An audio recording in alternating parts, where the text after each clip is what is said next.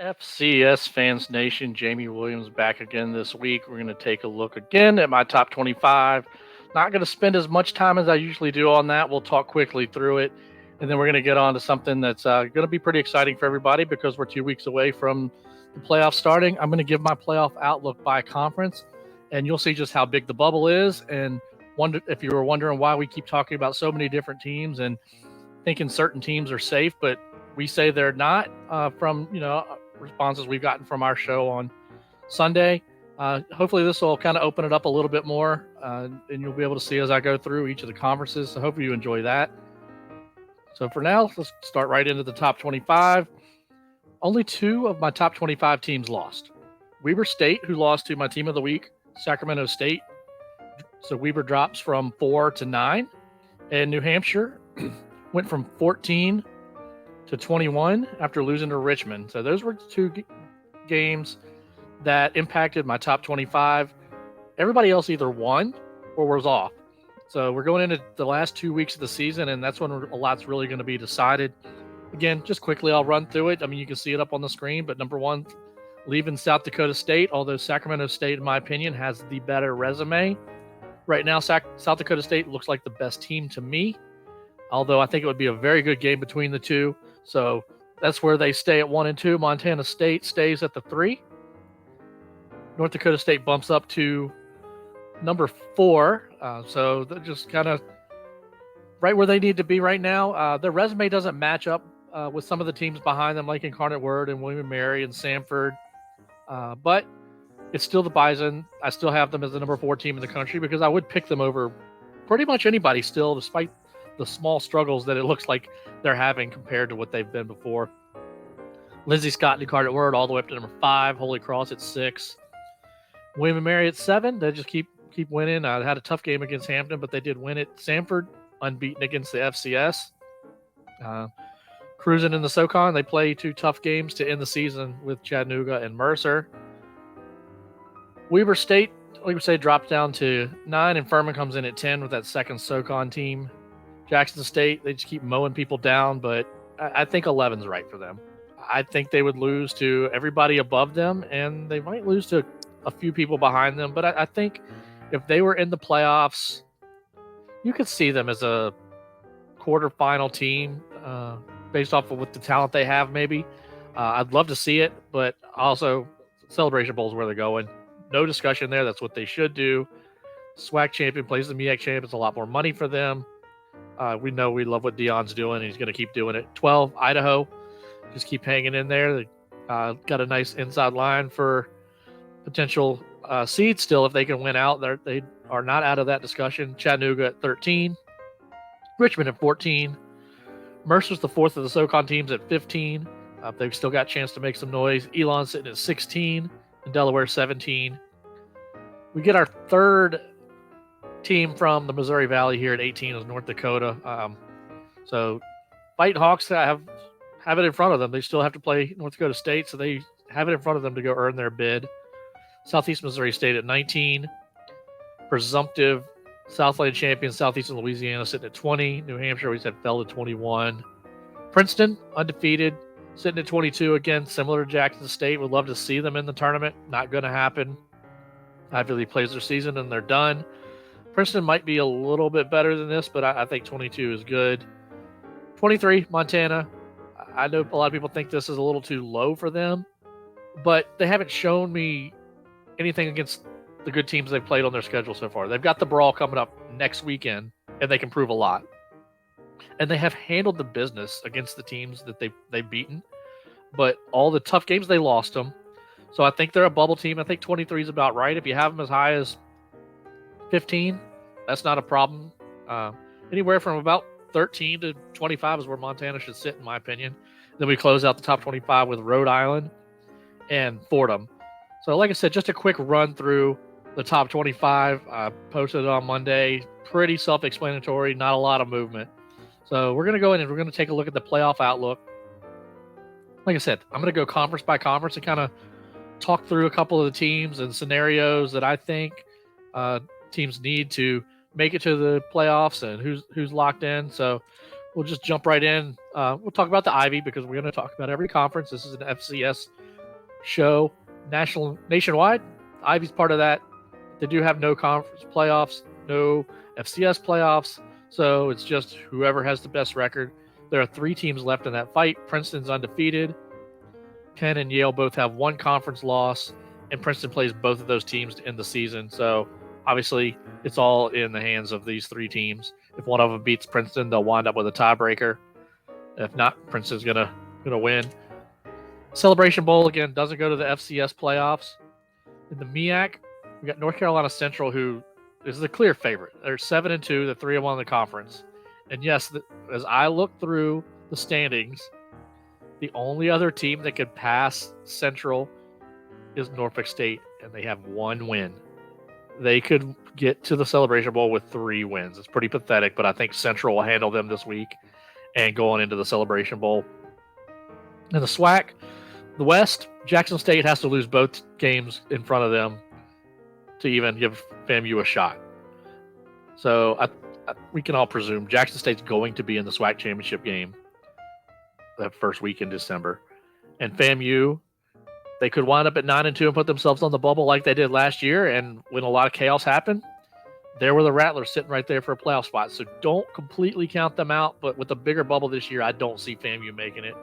Over in the East, for the opportunity to play Jackson State in the SWAC title game, Prairie View at 4-2 is in the driver's seat. And you can see Texas Southern, and Alcorn could still do enough to unseat Prairie View. I think Prairie View will go ahead and take care of business, have Jackson State in the SWAC championship game, and the winner there will play Central for the Celebration Bowl. And I think everybody thinks Jackson State will go ahead and win that, but they lost it last year, so we'll see. Now, on to the playoff conferences, and we'll go through them. I'm just going to go in alphabetical order, and I didn't start with Atlantic Sun. I made it WAC Sun. 1, because that's the name of the podcast in our group, and 2, I don't even want to talk about that till last. You'll see why. In the Big Sky, I think there are 2 solid locks right now. Sacramento State and Montana State, even if they lost the remaining 2 games, they're still going to be in the playoffs. Both teams right now are in discussion for top 3 seeds, and winning out, Sacramento State will be your 1 seed, in my opinion. Montana State winning out, probably the 3, unless South Dakota State somehow slips up this weekend, and I don't see that happen. Also in the Big Sky, 2 other teams I think are solidly in. Obviously, you need to take care of your business. Idaho at 6-3, but 2 of those 3 losses are FBS teams. So I think Idaho solidly in. They definitely need to win 1, but I think I've got them into the field. So Chris Hammond, rejoice. And Weber State 7-2. Their 2 losses just to the teams in the lock category, and they've had some special teams issues that pretty much cost them both games. So they need to tighten that up, or they're not going to go anywhere in the playoffs.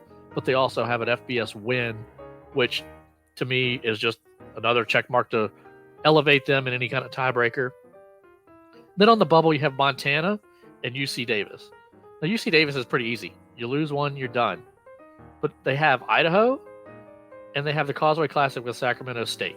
So UC Davis could really upset the apple cart. And if they get those 2 wins, they're probably going to be in, which is probably going to bump Montana out no matter what. Although Montana wins the brawl, could we see 6 Big Sky teams? 6 has been done by a conference before, but with a large bubble, we'll see. And the reason I have Montana on the bubble is what I discussed earlier. Yes, they've beaten all the teams they should beat. They've lost to the teams that are higher than them in the rankings. But will 7-4 with no quality wins get them in? Maybe, probably, just because their bid to host at Wagriz will potentially push them over the top. And let's be real, the politics come into play in the committee. And even though the Montana AD won't be able to discuss Montana, he's there. I think Montana would get in at 7-4. So 6 teams from the Big Sky is still with a shot. The Big South, it's pretty easy. There's 2 teams left. North Carolina A&T in their first year in the Big South, right before they go to the CAA, and Gardner-Webb, both undefeated in conference. If they both win this week, the winner of next week's game where they play head-to-head will be the auto bid. And that could be it's going to be the case either way, even if one of them loses this week, and Gardner-Webb does play Campbell. So, yeah, it goes to next week. 11-19, North Carolina A&T, Gardner-Webb. Winner goes to the playoffs as the Big South champion. Loser stays home. The CAA, another team with a bunch of teams still hanging in there. I've got William & Mary as a lock. They're 8-1. Their one loss was to Elon, where they had a 16-point lead entering the fourth quarter, and they blew it. Inexcusable, but still a loss. But they do have that FBS win. And remember, FBS wins matter to the committee no matter who they're against. Charlotte is terrible. They would lose to a lot of FCS teams, but they didn't. They lost to William & Mary. So I think William & Mary has a lock and has a very solid shot as a seed if they can beat Villanova at home and Richmond on the road. There are 3 teams that need one win over the next 2 weeks to get in. Start at the bottom there. Elon only have one game left. They're similar to South Dakota State. They play this weekend, and then they're done. I believe the game is against Hampton, which would make them 8-3 and 8-2 against the FCS with a 6-2 conference record. I think that's good enough, especially with a win over William & Mary and a win over Richmond. I believe I'm confused. I think it's Richmond. Somebody will correct me. Delaware, again, 7-2. They've got an FBS win. They play Richmond and Villanova. Win one of those, they're in. Win them both, they're definitely in. Then Richmond is in the driver's seat for the CAA. They play at Delaware, then they host William & Mary. If they win both of those games, they're your auto bid and potentially a 7 or 8 seed. So William & Mary and Richmond, I believe, still have shots at seeds. Delaware, maybe, but probably not as much. So we're probably looking at those 4 CAA teams. And then you got 2 on the bubble, New Hampshire and Rhode Island, who need to both win both their games. And easily enough, they play each other this week. So the loser of that team, pop, goes their bubble. And the other team stays alive for one more week. But I think the bubble will burst, and we're going to have 4 CAA teams, and it'll be the 4 teams above unless something wild happens. Missouri Valley, still 5 teams in there, but not exactly the Valley you used to see. At this point, you usually have 3 or 4 solid locks. Well, South Dakota State has already clinched the auto bid. They're in. They've got 1 game left, and then they've got a bye the last week of the season. They win this game, they're no worse than a 2 seed with a very strong argument for the 1. The Bison, they're locked in. Even if they lose their last 2 games, the Bison are still locked in. They're still going to get in. At 7-4, it's on the bubble, but it's also North Dakota State, so they're going to get that benefit out. They're a lock, and I don't think they lose both of their last 2 games. On the bubble, both the teams that actually play the Bison, North Dakota, who could probably afford to lose that game as long as they win this week and still get in, I believe, because that would be, again, a 7-4 team, but winning against the Bison would really stroke that resume. Youngstown State, 2 very winnable games to get them to 8-3, and usually an 8-3 Valley team gets you in. With Youngstown State's record and their opponents, I don't see it. Stranger things have happened, but I don't see it even at 8-3. Southland, Illinois, they've got 2 games in front of them. You win them both starting this week against North Dakota State, and they might have an argument they'll be on the bubble because they'll have that good win, and then we'll see what happens. I think we're looking at 3 teams from the Valley this year, and that's very abnormal. And we talk about the Valley being down, and it is below the top 2. The top 2 are national title contenders. Everybody else, instead of being another strong candidate for a potential 3rd seed that'll get just left out, I don't see it there. North Dakota might be able to make some noise in the playoffs if they get in, win a game or 2, but it's all about the matchup. The NEC, simple. St. Francis has already clinched that auto bid. They're 5-0 in the conference. Now, Merrimack is ineligible, but they could win the conference if they beat St. Francis next weekend. So that would be a feather in their cap. We can talk about for hours, should teams that move up be eligible immediately? I think they should. But right now, unfortunately, those aren't the rules. Works against my team in the FBS as well. So St. Francis has clinched the NEC auto bid. Ohio Valley. There's 2 teams left, both undefeated at the conference. Southeast Missouri State and UT Martin. If they run the table in those next 2 games, it's going to come down to a coin flip. They don't play each other. They decided to not mess with the out-of-conference schedule when Lindenwood joined and took a conference game from each team to make sure Lindenwood could fill their schedule. And these 2 teams had their games against each other pulled. And all the tiebreakers lead to a coin flip. I hope integrity reigns and Southeast Missouri will win this coin flip and it'll be out there. But if UT Martin wins this coin flip, they're going to be in and SEMO at 9-2 with a couple of decent wins. You're going to have to put them in, and it's going to burst somebody else's bubble that probably deserves to be in way ahead of UT Martin. So we'll see how that goes. I've got this conspiracy theory in my head that we'll never see the coin flip and UT Martin's going to win it. Patriot League, Holy Cross is already clinched. They're in. They're 9-0. They've got an FBS win. They've got a shot at a seed. They finish off 11-0. I think they get a seed, but it shouldn't be any higher than 7 or 8. And I like what they've done, but it shouldn't be any higher than 7 8 based off their schedule strength. Fordham, still on the bubble. They can finish 9-2. With a larger bubble as it is, I'm not sure I could find a spot in the bracket for Fordham. The Pioneer, obviously going to be a one-bid conference. We should definitely note that St. Thomas has moved up from the D3 level as they're in transition. They're 6-0 in conference, 8-1 overall, but they are ineligible, but they could go ahead and win this conference in their first year. So we've got 3 teams for one spot, all 5-1 in the conference. Davidson's already beat Butler. Butler's beat Dayton, and Davidson plays Dayton the last week of the season. So if Davidson wins out, doesn't matter. They're guys. They're the win it.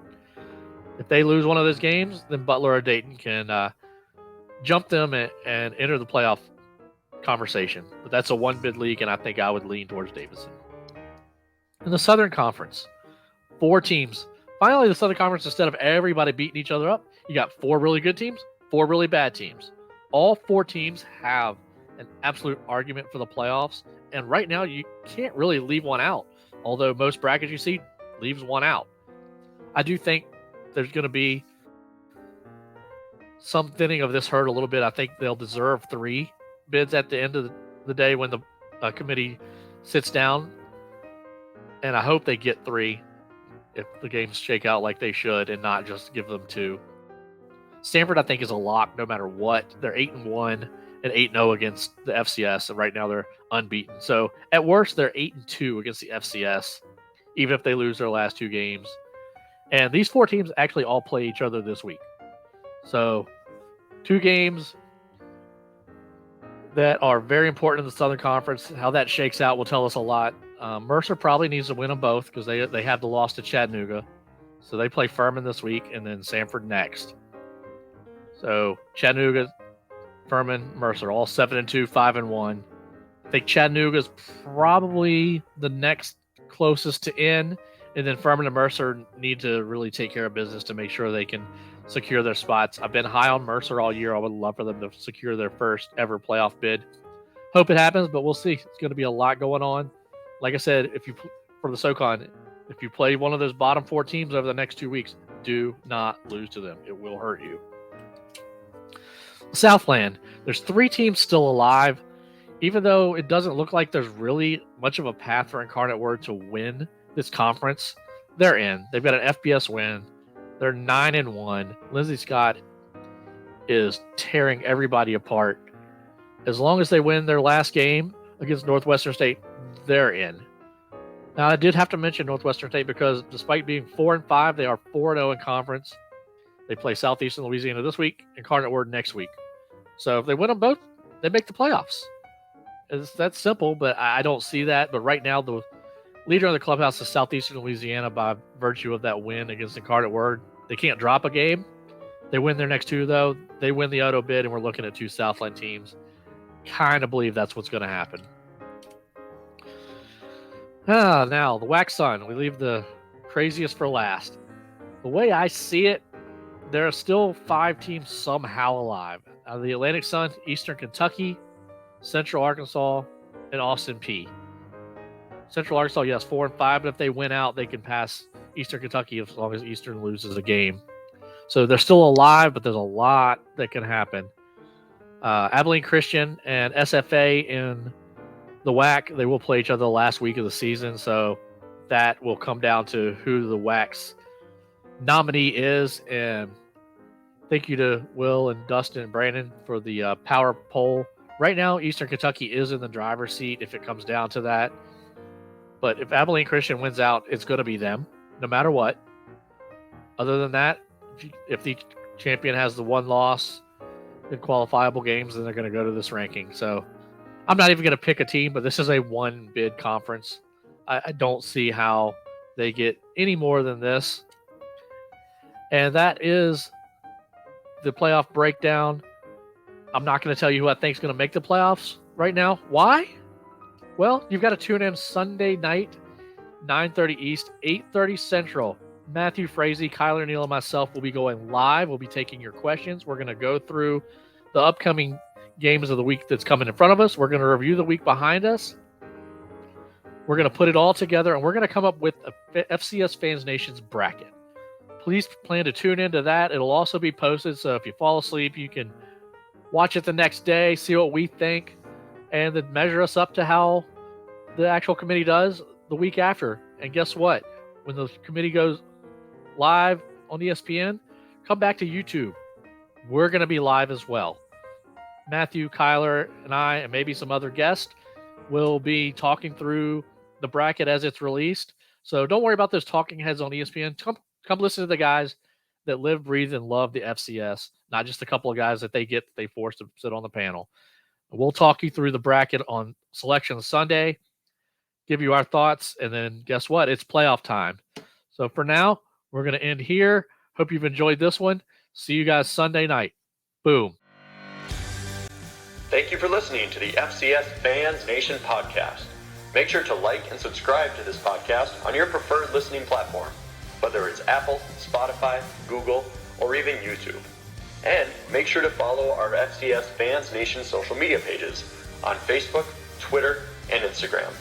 Thank you for listening to the premier podcast for FCS football. Boom.